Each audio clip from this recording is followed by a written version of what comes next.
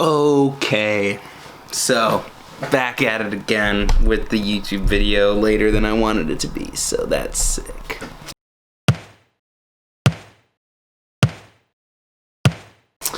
Let's see, no.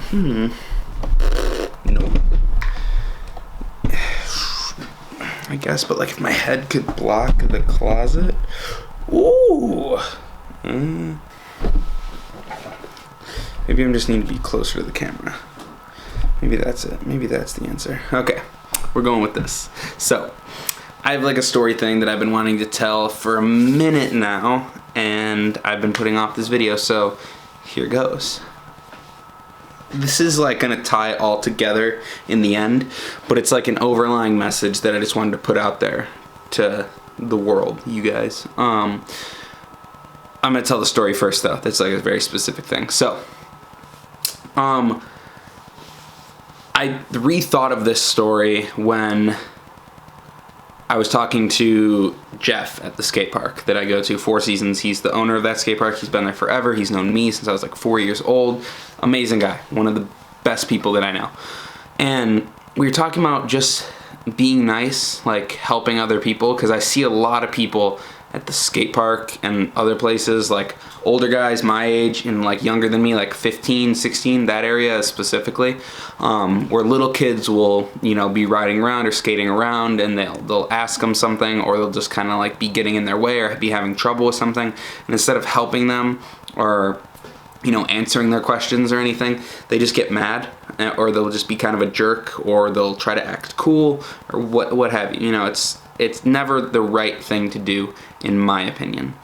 Now, this is not to say that I'm like the perfect role model for helping out people at the skate park, but I do find it nice to be able to, you know, help out, because I know when I was 4 and 5 years old at the skate park, I was getting in everybody's way, everybody possible. I was riding all over the place. It was complete chaos, to the point where my dad actually had to get a bike so he could ride at the skate park with me to keep me out of those guys' way. But if you help those kids, they will keep coming back, because people do complain, me included, that BMX and skateboarding and that kind of thing aren't popular and don't get recognized and all that kind of a thing. If more people did it, it would, and I think a lot of people stop doing it because their progress gets stunted by, you know, like, without having any reward. Now, I was very lucky in my childhood with BMX that I had the people that I did to ride with, and that at a young age I got to ride with some high-level professionals that were able to help me and that were very nice to me, and I got to go to Woodward, which was incredible, and I got to, you know, meet guys there that could help me too. So I think that that was a huge part of it for me that helped out, but you don't need that. And I'm going to tell a story. It's going to make me seem like I'm bragging, oh, I'm the good guy. That's not the point of the story. So, at Woodward one year, this was a few years into me riding, and I was better than most of the kids. I was better than all the kids my age there, and there was only a handful of kids in my age range that were as good or better than me. And I remember in my cabin, my dad was in the cabin with me at the time, because he was a driver for that year, and he needed a place to stay, so they just put him in the same cabin as his son, me. So there was a kid in that cabin. I'm not going to name him because I don't want that to, for some reason, I just, you know, for his sake. Amazing kid, super nice, like literally so nice in the cabin. Everybody loved him. He was friends with everyone in the cabin for real.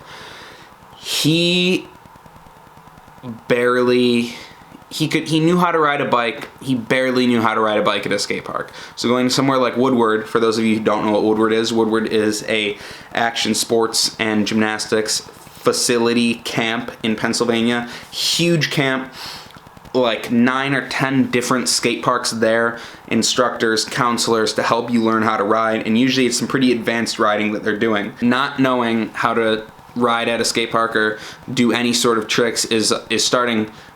Not to say that that's not okay. Obviously, everybody starts there. I started there. I didn't know how to do tricks like right off the bat. No one does, and that's what bothers me about people not helping. Is because everyone was in that place at one point. You can't act like you weren't. No one gets on a bike for the first time and does a backflip. It doesn't happen. But back to the story. So I'm in the same cabin as him. He's amazing. He's great. He has fun with everybody. And he has fun riding. And he has a bike. It looks like it's a complete bike. So there's like bikes that I get and that a lot of people buy where they buy the parts separately and put them together. And it's a lot more expensive, but you get a better bike. And there's completes. And then there's like completes that you'd get at like a Walmart or a Target that are still a bike, but it's just not up to the standard that most guys' bikes that ride freestyle BMX seriously would ride. Which is fine. If you don't want to ride it seriously, then you don't need to spend a bunch of money on a bike. Reasonable. He was riding a bike like that from like a Walmart or a Target, and kids would make fun of him and like point it out at the skate park, at one of the skate parks at Woodward, and it just wasn't cool. And all the kids in our cabin were like cool with him. They wouldn't say anything, obviously, because he's a great guy and it doesn't matter what he can do on a bike. But he didn't get embarrassed by that at all. At least he didn't show it, and I'm sure he felt it. Because if that's me in that situation and kids are like pointing at me and saying stuff, I would feel awful. I would probably cry, and it would be not good at all. So I'm very impressed with the fact that he like didn't care about any of that stuff. But he didn't really progress much throughout the week, mostly because he didn't want to. He was just having fun. Riding with his buddies, which is great. That's the whole point to BMX, is to have fun, and I try to get that point across to a lot of different people, but it doesn't always work. So he had so much fun. He was there. It was the last day, and that's the day I get to stay the full day of, because when my parents were working there, you stay a full extra day. So this is the day most kids are leaving in the early afternoon or late afternoon. Their parents are picking them up, or they're getting dropped off at the airport. He had like a late flight or a late pickup or something, so he was still riding around during the day, which is fine. You're able to do that. And we were up at this smaller park at the top of the hill at the camp called the Launch Pad, which is, if you know Woodward, you know what that is. It's a great park. Super great for beginners especially, but it's really fun, and if you're advanced, there's like some cool lines in there that you can flow around. So it was great. And he was there with me because I told him that we should ride before he has to leave. We're having a good time, we're hanging out. So we're having fun, having a great time. And I asked him like how his week was, like if he learned what he wanted to learn, and he was like, man, you know, I really just wanted to learn how to drop in, which means like this is a quarter pipe, or like a ramp. It has to be a quarter pipe, and you're riding along top of it and you roll down it, or you go like this. You just ride down a quarter pipe and like successfully. That's dropping in, because on a bank it's just like a hill or a wedge or whatever. It's just like a hill, so you can just roll down it like, so it's flat like this at the top. A quarter pipe though has transitions, so see how my hand is curved, so it's like up and then across, so it's harder to, you can't roll straight because you'll like that, so you have to roll in at an angle. It's a little bit harder to do, but it's totally a reasonable thing to learn how to do. And he asked me how to do that, and I was like, dude, we can learn that in 5 minutes. Let's go do it. Because I wanted him to get stoked. I wanted him to have like this great week. So we go over to this like small little quarter pipe at the top of the skate park, and I'm showing him what to do, and I'm like showing him with his bike what he has to do, like holding his bike and explaining it to him, and he got it. Like first, second try, amazing. He was so stoked. He literally almost started to cry because he was so happy because he couldn't learn that during the week. And I was probably more excited than he was by the end of it, because just seeing that excitement, I remember what that felt like, and I remember like what that passion was like for learning and wanting to be able to do things, and it was amazing, and I felt so great, and I know he felt great that someone could help him. So I never understood why you would put someone down when they're in that situation. I've had kids come up to me at the skate park, they see me ride, they tell me something nice, I say thank you, and they ask me, like, they say they're working on this, can you help me, do you have any tips? Of course I do, dude. Like, I'm gonna help you with that. That's what I'm like, that's what I'm here for. That's like the responsibility you take on when you progress in something publicly, basically. And since, you know, it's not like a private facility or something, people see what I'm doing, so it's like, it's kind of what you do. But I see kids, you know, they like yell at little kids to get out of the way, or they're just like not being nice. And this all comes back to me talking to Jeff at the skate park about how being nice, literally just the small act of being nice. I'll give an example for myself, but I'm going to connect it back to what I said about this kid at Woodward. I don't know if this is true or not, But if he still rides BMX, he will remember that someone, it doesn't matter that it's me, he will remember that someone helped him learn how to drop in, and that jump started the whole love for BMX and the whole desire to want to go further in that. And that's amazing. That's something that it changes their whole life and world in a way, in that small way. And I'll connect it back to me. I've had a lot of experiences like this.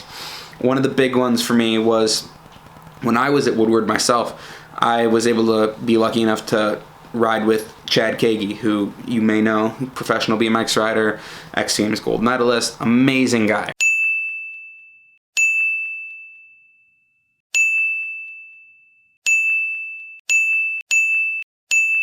Right? And I was lucky enough to become friends with him and talk to him and ride with him, which is amazing. I'm so grateful for that, to have those kind of people in my life. And he was injured one year when I was there, and he knew that I was going to be there that week, and he said, meet me here at like this time at this park or something, because he was showing up. He had like a knee brace he had a boot on, so he couldn't ride.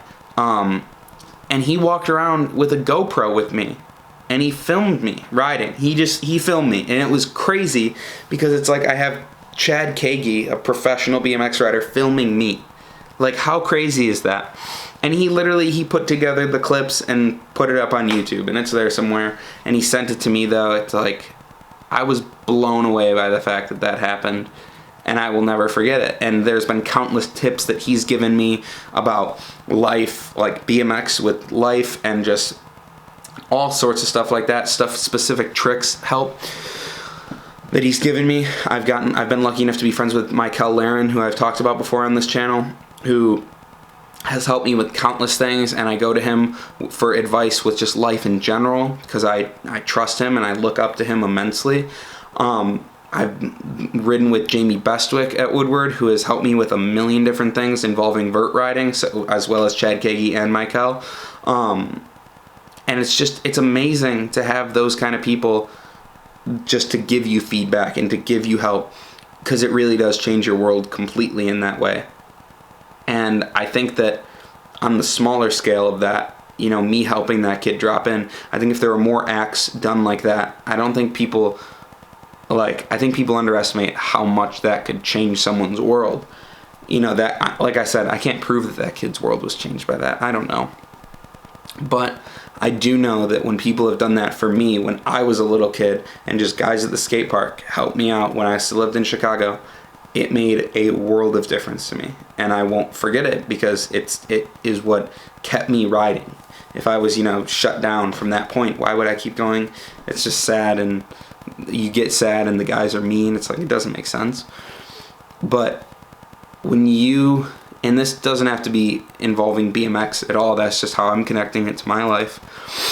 Just in general life, especially with young people, like, it can be as young as like 4 years old, or as old as like even 18, 19-year-old people, even, 20-year-olds like me. When you're an older person especially too, if there's someone that's asking you for advice, don't just shut them down. Or if there's someone that you can see needs help, offer help, be nice. It could change their world. You don't know what kind of day they're having. It could make their whole day better. They'll think back to that at the end of their day, thinking how it made it better. I think people really do underestimate how much it can change someone's world. Because when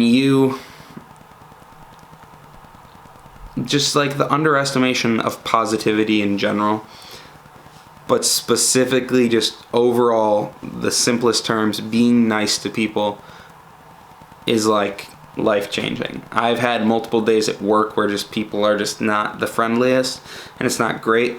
And then I come in the next day, and there's people who are like super upbeat, super joyful, super happy, and it makes my day. It lights up my world. So just remember that. That's kind of the theme, the ending, like, moral of the story that I want to leave you with. Just remember how it would feel if you were in their position, coming from someone to you, in BMX. If you were young, if you're a beginner, and you're asking someone that you look up to for advice, and they gave it to you, change your world. If you form a connection, changes their world. Someone in anything, someone at work that wants to talk to you, do something, ask you about, they think you dress cool. They want to ask you where you get your clothes. Don't hide it. Don't be like, the store, figure it out. I like this, how this... No. Dude, come on. You know how many people have said that to me at school when I'm, yo, dude, that's a sick hoodie. Where'd you get that? The store. Dude, come on. I hate that. Just be nice. Like, how sick is it? Like, if you look at it from the kid, okay, example, I'm the kid with the sick hoodie. Other kid asked me, yo, Jake, that's a sick hoodie. Where'd you get it? I'm just like, man, he paid me a huge compliment. He wants to know where I got my hoodie, probably so he can go buy one and look like me. That kid wants to look like me. That's not how you're looking at it? Come on, dude. Change how you're looking at it. He's complimenting you. And he's like double complimenting you. He told you it was sick. And he wants to look like you. What? That's how it all goes. Like, when someone asks you how to do something involving a sport, it's because they want to do it like you. So it's almost always a compliment. So remember that. That's what I got for today. I just wanted to tell that little story. Get that out there. Because I think it needs to be said. Just be nice. Okay? Because it really does make a big difference. I promise. So thank you. I trust that you guys will do it. You can change the world. Okay. That's all I got. Thank you for watching. Thumbs up the video if you liked it. Comment something. Comment, give me a story. No. Yeah, I don't. Comment whatever you want. I don't know why I'm telling you to comment something. I want you to comment what your heart desires. Tell me something cool. Tell me something bad. I'll try to make you feel better. Just comment something. That's all I got. So, see you in the next video. Thank you. Bye-bye. Hasta la vista.